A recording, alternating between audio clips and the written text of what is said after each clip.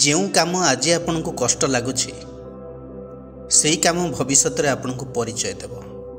ଲୋକ ତ ଆପଣଙ୍କ ଉପରକୁ ପଥର ଫିଙ୍ଗିବେ, କିନ୍ତୁ ସେହି ପଥରକୁ ନେଇ ଆପଣ ମୂର୍ତ୍ତି ଗଢ଼ିବେ କି ମୁଣ୍ଡ ପିଟି ପିଟି ମରିବେ, ସେଇଟା କେବଳ ଆପଣଙ୍କର ମାନସିକତା ଉପରେ ନିର୍ଭର କରୁଛି। ତେଣୁ ଏହି ସମାଜରେ ସମ୍ମାନର ସହିତ ବଞ୍ଚିବାକୁ ଯଦି ଚାହୁଁଛନ୍ତି, ତେବେ ପ୍ରତ୍ୟେକ ବାଧା ପ୍ରତିବନ୍ଧକକୁ କାଟି ଆଗକୁ ବଢ଼ନ୍ତୁ।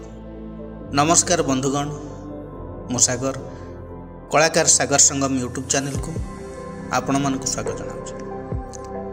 ଆଜିର ଆଲୋଚନା ମିଥୁନ ରାଶିର ବ୍ୟକ୍ତିବିଶେଷମାନଙ୍କ ପାଇଁ 2025 ମସିହାର ନଭେମ୍ବର ମାସ ଆପଣଙ୍କ ପାଇଁ କିପରି ରହିବ, ଗ୍ରହମାନଙ୍କର ସ୍ଥିତି କ'ଣ ରହିଛି, ନବଗ୍ରହମାନେ କି କି ଫଳ ଦେବେ, ସବୁକିଛି ସ୍ୱାସ୍ଥ୍ୟ, ଶିକ୍ଷା, love relation, married life, finance, business, job or profession ବିଷୟରେ ଡିଟେଲ୍ସରେ ଆଲୋଚନା କରିବା। ବନ୍ଧୁଗଣ, ଏହି ବିଚାର ଜନ୍ମ ରାଶି ଚନ୍ଦ୍ର ରାଶିକୁ ଆଧାର କରି କରାଯାଇଛି। ଯେଉଁମାନଙ୍କର ମିଥୁନ ରାଶି ଏବଂ ମିଥୁନ ଲଗ୍ନ, ସେମାନଙ୍କ ପାଇଁ ଏହି ଭିଡ଼ିଓ ଅଧିକ ଫଳପ୍ରଦ ହେବ ବୋଲି ଆମର ଆଶା ଓ ବିଶ୍ୱାସ। ପ୍ରଥମେ ଦେଖିବା ମିଥୁନ ରାଶି ପାଇଁ ନଭେମ୍ବର ମାସର ଗ୍ରହଗୋଚର ସ୍ଥିତି କିପରି ରହିଛି। ଆପଣଙ୍କର ରାଶିକୁ ଦ୍ୱିତୀୟରେ ବୃହସ୍ପତି, ତୃତୀୟରେ କେତୁ, ପଞ୍ଚମରେ ରବି ଏବଂ ଶୁକ୍ର, ଷଷ୍ଠ ଭାବରେ ମଙ୍ଗଳ, ବୁଧ, ନବମରେ ରାହୁ ଏବଂ ଦଶମରେ ଶନି ଅବସ୍ଥାନ କରିଛନ୍ତି। ସର୍ବପ୍ରଥମେ ସ୍ୱାସ୍ଥ୍ୟ ବିଷୟରେ ଆଲୋଚନା କରିବା। ଫାର୍ଷ୍ଟ ହାଉସ୍ ଆମର ଶରୀର, ଆମ ଇମ୍ୟୁନିଟିର ଭାବ, ବୁଧ ହେଉଛନ୍ତି ଅଧିପତି। ତାପରେ ଷଷ୍ଠ ଭାବ ରୋଗର ଭାବ, ଷଷ୍ଠାଧିପତି ହେଲେ ମଙ୍ଗଳ। ତା ସହିତ ଅଷ୍ଟମ ଏବଂ ଦ୍ୱାଦଶ ଭାବ ଏବଂ ଭାବାଧିପତିକୁ ମଧ୍ୟ ବିଚାରକୁ ନେବାକୁ ପଡ଼ିବ। ଲଗ୍ନାଧିପତି ବୁଧ ଷଷ୍ଠ ଭାବରେ ଏବଂ ଷଷ୍ଠାଧିପତି ମଙ୍ଗଳ ସ୍ୱଗୃହୀ ବିଛା ରାଶିରେ। ଷଷ୍ଠ ଭାବରେ ମଙ୍ଗଳ ଏବଂ ବୁଧ ଏକତ୍ର ରହିଛନ୍ତି। ବୃହସ୍ପତିଙ୍କର ଦୃଷ୍ଟି ମଧ୍ୟ ଷଷ୍ଠ ଭାବକୁ ରହିଛି। ମିଥୁନ ରାଶିର ବ୍ୟକ୍ତିବିଶେଷମାନଙ୍କ ପାଇଁ ଏହି ମାସରେ ସ୍ୱାସ୍ଥ୍ୟ ପ୍ରାୟତଃ ମଧ୍ୟମ ଧରଣର ରହିବ। ମାସ ଆରମ୍ଭରୁ ମଧ୍ୟ ଭାଗ ପର୍ଯ୍ୟନ୍ତ ଶରୀରରେ ଥକାପଣ, ମାନସିକ ଚାପ ମଧ୍ୟ ରହିବ। ମଙ୍ଗଳ ଯେହେତୁ ଜଳତତ୍ତ୍ୱର ରାଶିରେ ବୁଧଙ୍କ ସହିତ ରହୁଛନ୍ତି ବିଛାରେ, ସୁଗୃହୀ ଅବଶ୍ୟ ରହୁଛନ୍ତି, କିନ୍ତୁ infection, stomach related issue, BP up down, skin allergy ମଧ୍ୟ ରହିବ। ମଙ୍ଗଳ ଏଠାରେ ସୁଗୃହୀ ଏବଂ ବଳବାନ, କିନ୍ତୁ ବୁଧଙ୍କ ସହିତ ଯୁକ୍ତ ହୋଇଛନ୍ତି। ମଙ୍ଗଳ ଏବଂ ବୁଧ ପରସ୍ପର ଶତ୍ରୁ, ତେଣୁ ଓଭର ଥିଙ୍କିଂ ରହିବ, ଆଙ୍ଗରନେସ୍ ମଧ୍ୟ ରହିବ। ବେଳେବେଳେ ଆପଣ ହାଇପର ହୋଇଯିବେ, ବିପି ଅପଡାଉନ୍ ରହିବ। ଯଦି ଆପଣ କୌଣସି ମେଡ଼ିସିନ୍ କଣ୍ଟିନ୍ୟୁ କରୁଛନ୍ତି, ସେଥିରେ ଇରେଗୁଲାର ଜମାରୁ ହୁଅନ୍ତୁ ନାହିଁ। ଛୋଟ ମୋଟ ଦୁର୍ଘଟଣା ଘଟିବାର ଇଣ୍ଡିକେସନ୍ ମଧ୍ୟ ମିଳୁଛି, ସେଥିପ୍ରତି ସାବଧାନ ରହିବେ। ଯେଉଁମାନେ କୌଣସି ପୁରୁଣା ବେମାରୀରେ ପୀଡ଼ିତ ଅଛନ୍ତି, ଲମ୍ବା ସମୟ ଧରି ଟ୍ରିଟମେଣ୍ଟ ହେଉଛନ୍ତି, ତେବେ ଧୀରେ ଧୀରେ ସୁସ୍ଥ ହୋଇପାରନ୍ତି, କାରଣ ବୃହସ୍ପତିଙ୍କର ଦୃଷ୍ଟି ଅଷ୍ଟମ ଭାବକୁ ରହୁଛି ଏବଂ ଷଷ୍ଠ ଭାବକୁ ରହିବା ଫଳରେ ରୋଗରୁ ଶୀଘ୍ର ରିକଭରି ହେବାର ଦେଖାଉଛି। ଅଷ୍ଟମାଧିପତି ଶନିଙ୍କୁ ବୃହସ୍ପତିଙ୍କର ଦୃଷ୍ଟି ବି ରହୁଛି, ତେଣୁ ନ୍ୟାଚୁରାଲ ହିଲିଂ ପାୱାର ଶରୀରରେ ବଢ଼ିବ। ଅଷ୍ଟମାଧିପତି ଦଶମରେ ରହିବା ଫଳରେ ୱାର୍କ ଫିଲ୍ଡରେ ଅଧିକ ପ୍ରେସର କାରଣରୁ ମେଣ୍ଟାଲ ଷ୍ଟ୍ରେସ୍ ବଢ଼ିପାରେ, ବ୍ୟାକ୍ ପେନ୍ ରହିବ, ଆପଣ ବେଳେବେଳେ ଇରିଟେଟେଡ୍ ହୋଇଯିବେ। କିନ୍ତୁ ଶୁକ୍ର ଯେହେତୁ ଦ୍ୱାଦଶାଧିପତି ପଞ୍ଚମରେ ସୁଗୃହୀ ହେବା ଫଳରେ ଏଠି ଗୋଟିଏ ଜିନିଷ ପଜିଟିଭ୍ ରହିବ, କ'ଣ? ଆପଣ ସ୍ୱାସ୍ଥ୍ୟକୁ ସୁଧାରିବାକୁ ସବୁ ପ୍ରକାର ରିମେଡ଼ି କରିବେ ଏବଂ ପ୍ରପର ରେଷ୍ଟ ନେଇପାରିବେ। ଶରୀର ଅସୁସ୍ଥ ରହିଲେ ମଧ୍ୟ ଆପଣ ନିଜର ସୁବିଧା ଅନୁସାରେ କାମ କରିପାରିବେ। ଅଷ୍ଟମ ଭାବ ଏବଂ ଅଷ୍ଟମ ପତିଙ୍କୁ ବୃହସ୍ପତିଙ୍କ ଦୃଷ୍ଟି ଯେହେତୁ ରହୁଛି, ଦୀର୍ଘକାଳୀନ ରୋଗରେ ପୀଡ଼ିତ ଥିବା ଲୋକଙ୍କର ଯନ୍ତ୍ରଣାରେ ଉପଶମ ହେବ। ଏବେ ଆଲୋଚନା କରିବା ଶିକ୍ଷା ବିଷୟରେ। ପଞ୍ଚମ ଭାବ ଶିକ୍ଷାର ଭାବ, ଅଧିପତି ହେଲେ ଶୁକ୍ର। ଶୁକ୍ର ପଞ୍ଚମରେ ସୁଗୃହୀ ରହୁଛନ୍ତି, ତେଣୁ ସେଲ୍ଫ କନଫିଡେନ୍ସ ବଢ଼ିବ। ବିଦ୍ୟାର୍ଥୀମାନେ ପାଠପଢ଼ାରେ କନସେନ୍ଟ୍ରେଟ୍ କରିବେ। ଯେଉଁ ବିଦ୍ୟାର୍ଥୀମାନେ ସ୍କୁଲ ଲେଭେଲରେ ଅଛନ୍ତି, ଏକ୍ଜାମରେ ଭଲ ପରଫର୍ମାନ୍ସ କରିବେ। ଯେଉଁ ବିଦ୍ୟାର୍ଥୀମାନେ କଳା କ୍ଷେତ୍ରରେ, ଫ୍ୟାସନ୍, ମିଡ଼ିଆ, ସାହିତ୍ୟ ବିଷୟରେ ଷ୍ଟଡି କଣ୍ଟିନ୍ୟୁ କରୁଛନ୍ତି, ସେମାନେ ବହୁତ ଭଲ କରିବେ, ତାଙ୍କ ପାଇଁ ଗୁଡ୍ ଟାଇମ୍ ରହିଛି।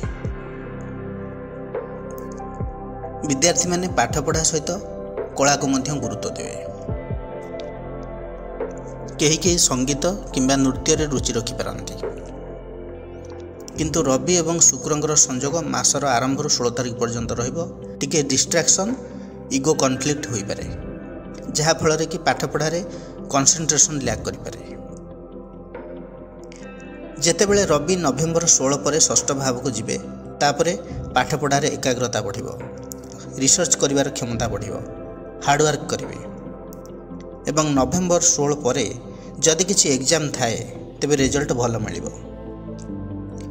सेहीपरि हायर स्टडी कथा जदि कहबी, नवमाधिपति हेले शनि दशम भाव में रहउचंती एवं बृहस्पति दृष्टि मध्य नवमपति एवं दशम भाव को रही।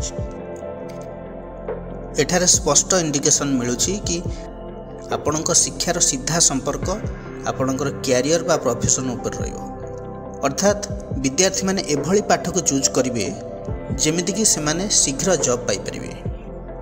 जो विद्यार्थी माने technical engineering, computer science, management, law यही सब लाइन में हायर स्टडी करुछंती, सेमानकु प्रैक्टिकल नॉलेज मिलिबो एवं एक्सपर्ट गाइडेंस मध्य मिलिबो। शनि नवमाधिपति दशम रे रहिबा फल रे विद्यार्थी माने हार्डवर्क करिवे, धीरे धीरे ग्रो करिवे एवं स्थायी सफलता निश्चित भाव में सेमानकु मिलिबो। शनि जेहेतु यही मासरे बकरी रहिबे 28 तारिख पर्यंत, जेतिकी परिश्रम करिवे आपनको सेतिकी फल ही मिलिबो, किंतु सफलता शीघ्र मिलिबोनी, डेरी रे मिलिबो एवं स्थायी सफलता मिलिबो।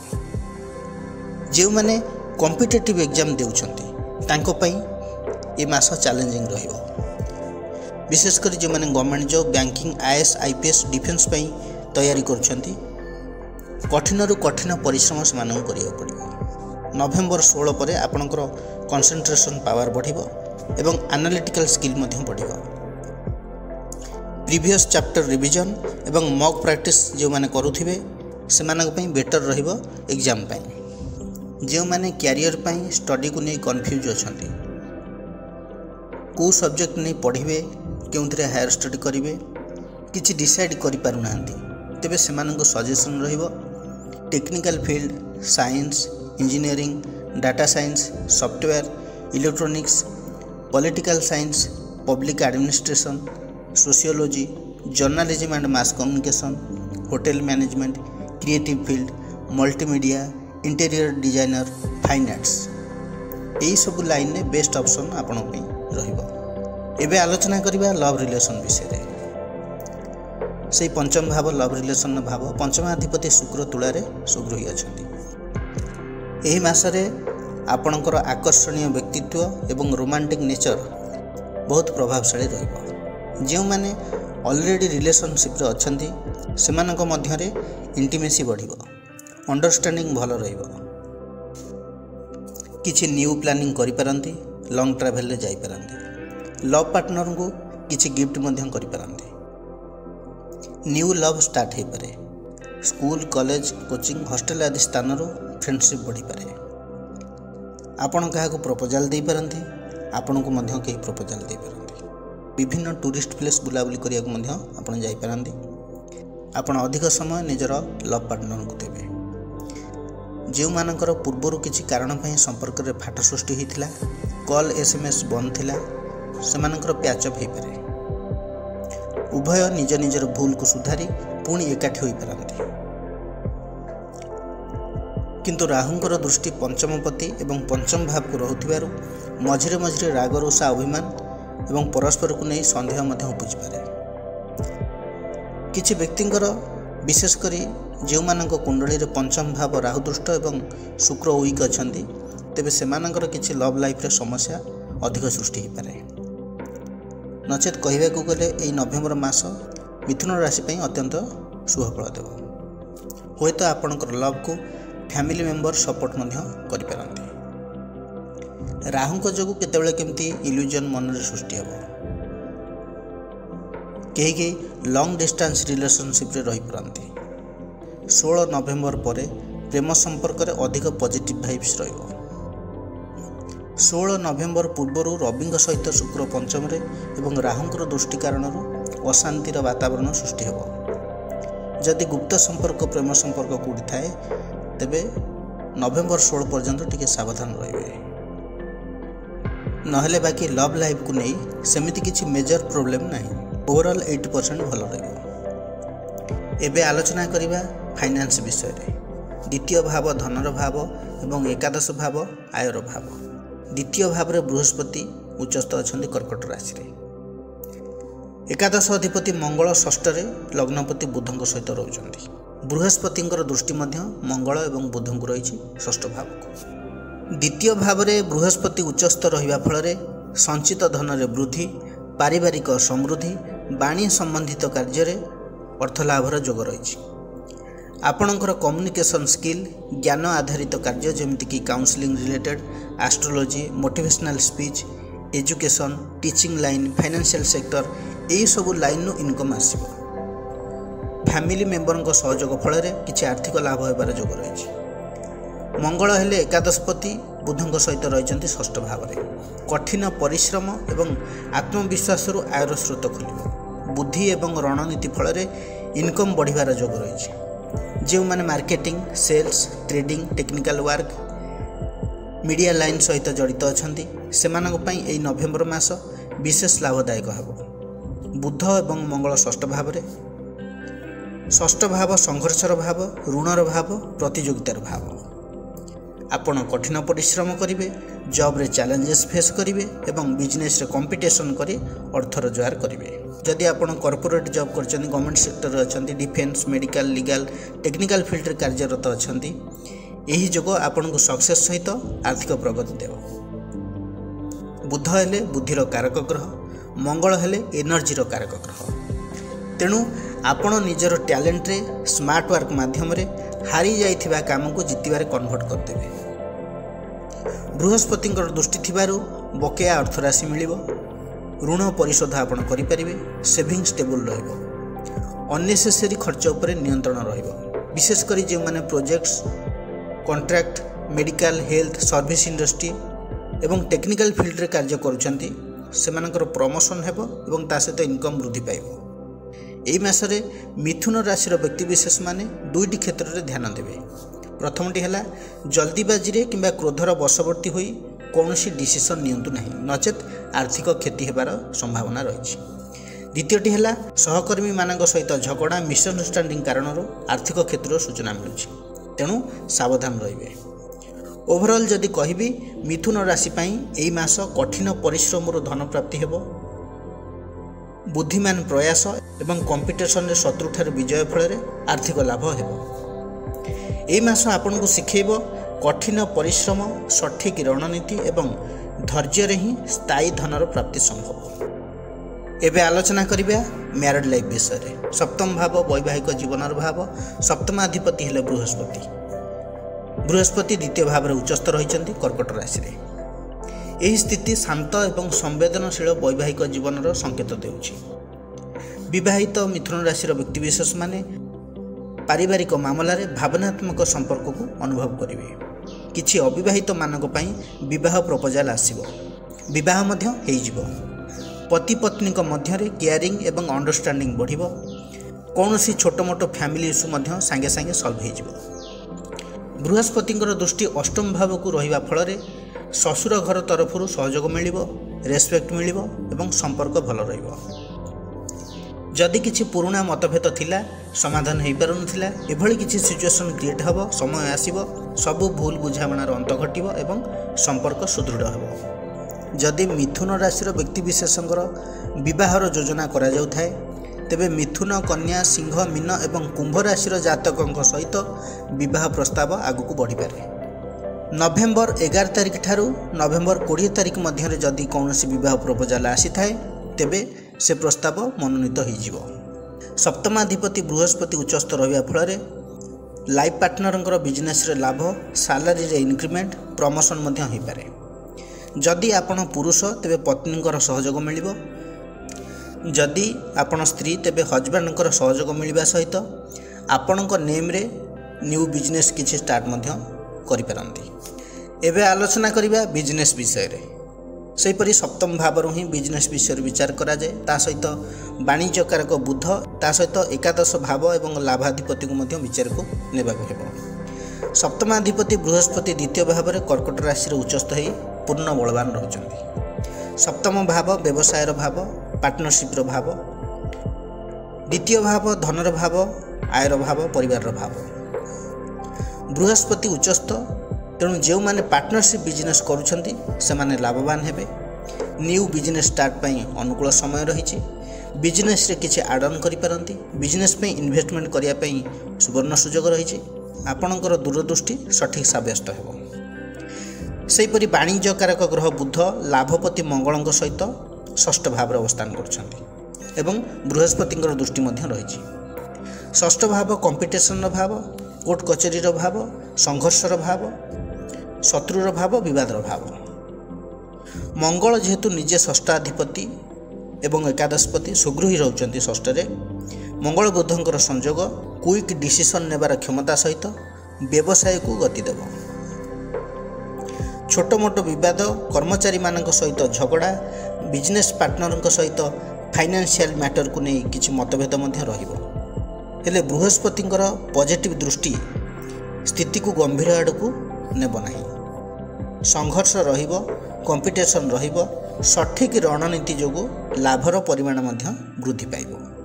षष्ठ भाव को एवं एकादश अधिपति मंगल को बृहस्पतिंकर दृष्टि रहउथिबारु जेउ माने नुआ बिजनेस करिया पे चाहुचंती सेमानकु लोन मिल जिवो।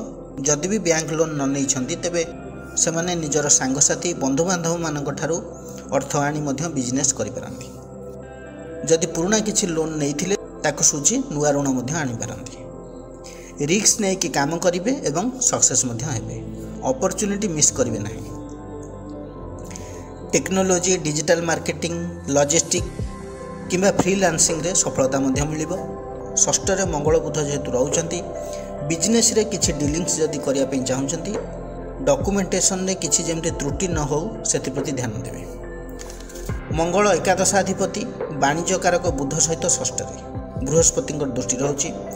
जो माने tax consultancy, book keeping, stock market, share trading, digital marketing, e commerce, wholesale trade, online services, IT consultancy, software, YouTube, e learning आदि रे जोड़ी हेबा पे चाहुचंती, एही रिलेटेड बिजनेस करिया पे चाहुचंती तेबे आपनको सफलता निश्चित भाव में मिलिबो।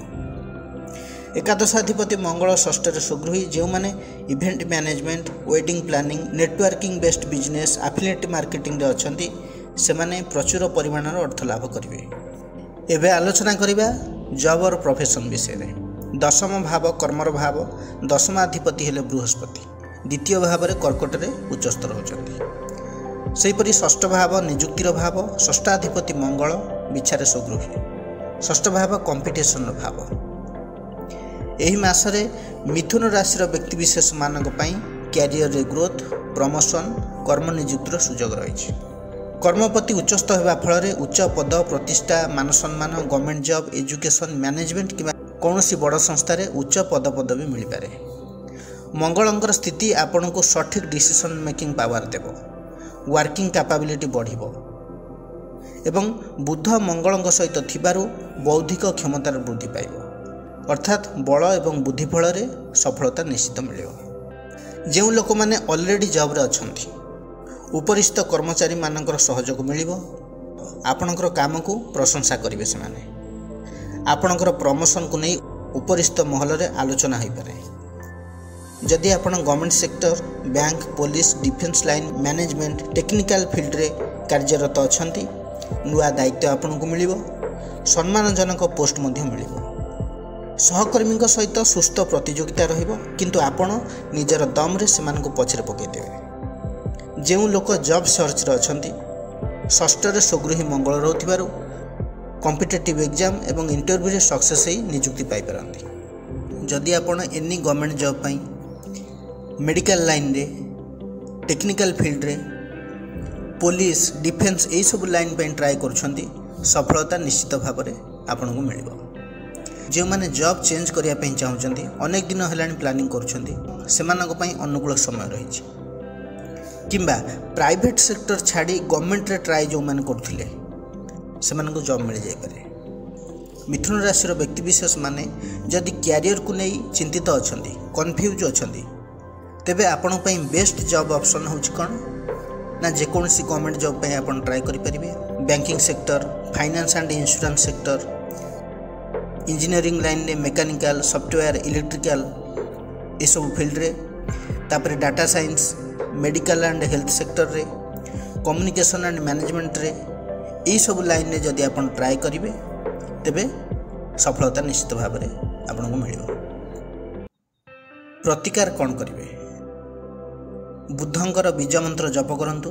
ମନ୍ତ୍ରଟି ହେଲା ଓମ୍ ବ୍ରାଙ୍ଗ ବ୍ରିଙ୍ଗ ବ୍ରଙ୍ଗ ସ ବୁଦ୍ଧାୟ ନମ। ଦୈନିକ 108 ଥର ଜପ କରନ୍ତୁ। ବୁଧବାର ଦିନ ଭଗବାନ ଗଣେଶଙ୍କର ଉପାସନା କରନ୍ତୁ। ଦୁର୍ବାକ୍ଷତ ଅର୍ପଣ କରି ରାଶି ଲଡ଼ୁ କିମ୍ବା ବେସନ ଲଡ଼ୁର ଭୋଗ ଲଗାନ୍ତୁ। କୌଣସି ବୁଧବାର ଦିନ ବିଷ୍ଣୁ ମନ୍ଦିରରେ ଜଳ ତୁଳସୀ ଲାଗି କରନ୍ତୁ ଏବଂ ବିଷ୍ଣୁ ସହସ୍ର ନାମର ପାଠ କରନ୍ତୁ। ଛୋଟ ଛୋଟ ପିଲାମାନଙ୍କୁ ଶିକ୍ଷା ଉପକରଣ ଉପହାର ଦିଅନ୍ତୁ। ନବମ ସ୍ଥାନରେ ଯେହେତୁ ରାହୁ ଅବସ୍ଥାନ କରୁଛନ୍ତି, ତେଣୁ ଦୈନିକ ଶିବ ଦର୍ଶନ କରନ୍ତୁ ଏବଂ ବୁଲା କୁକୁରକୁ ଖାଇବାକୁ ଦିଅନ୍ତୁ। ଆପଣଙ୍କ ପାଇଁ ଶୁଭ ରହିବ। ବନ୍ଧୁଗଣ, ଏହା ଥିଲା ମିଥୁନ ରାଶିର ବ୍ୟକ୍ତିବିଶେଷ ମାନଙ୍କ ପାଇଁ 2025 ମସିହାର ନଭେମ୍ବର ମାସର ଭବିଷ୍ୟତ ଫଳ। ଯଦି ଏହି ଭିଡ଼ିଓଟି ଆପଣମାନଙ୍କୁ ଭଲ ଲାଗିଥାଏ ତେବେ ଲାଇକ୍, କମେଣ୍ଟ, ସେୟାର କରିବା ପାଇଁ ଜମାରୁ ବି ଭୁଲିବେ ନାହିଁ। ପୁଣି ଆସିବି ଆଉ ଏକ ନୂଆ ଅଧ୍ୟାୟକୁ ନେଇ। ସେ ପର୍ଯ୍ୟନ୍ତ ରହୁଛି ନମସ୍କାର।